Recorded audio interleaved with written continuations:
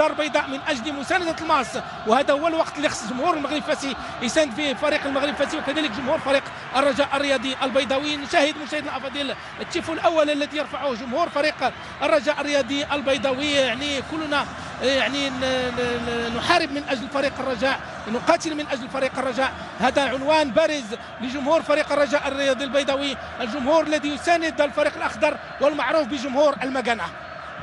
بالفعل في لحظه اعتراف من فريق الرجاء الرياضي البيضاوي للمرحوم زكريا الزروالي الذي يعني قدم شيء الكثير لفريق الرجاء. المرحوم زكريا الزروالي كان نموذج للاعب المتخلق، نموذج للاعب الذي اعطى ويعني ساهم بقصد وافر في الانجازات التي حققها فريق الرجاء. هناك مداخيل هذه المباراه مبادره وحضر بكثافه للمجمع الرياضي محمد خامس بمدينه الدار البيضاء.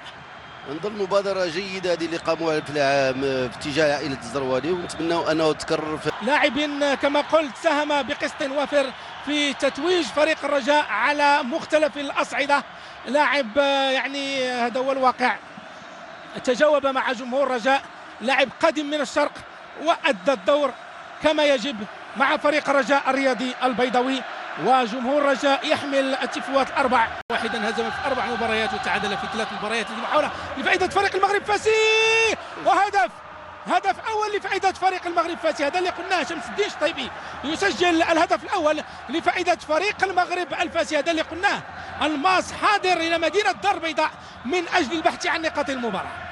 الماس كما يعني يتضح من خلال الدقائق الاولى حاضر لمدينه الدار البيضاء من اجل البحث عن نقاط المباراه.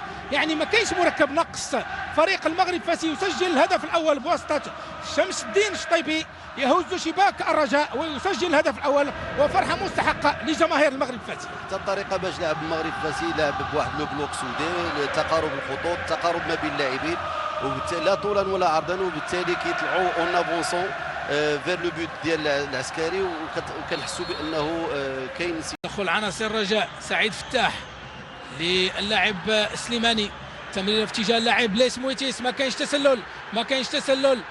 تسلل لسمويتيس، وهدف تعادل، هدف تعادل لفريق الرجاء الرياضي البيضاوي يعني بطريقه مدروسه.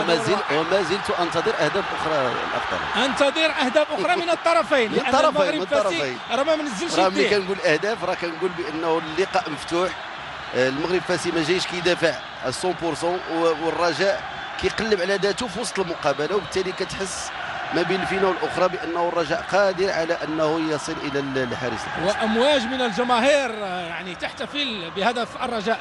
قلت ان المغرب الفاسي ما منزلش يديه، حتى هو جاي المدينه الدار البيضاء يلعب بطريقه مفتوحه، يلعب بطريقه مدروسه، تمريرات لسمويتيس، بناء هجومي يعني موفق، وهدف لفائده فريق الرجاء الرياضي البيضاوي. هدف التعادل اللي جاب بطريقه مدروسه كما نتابع من خلال الصور.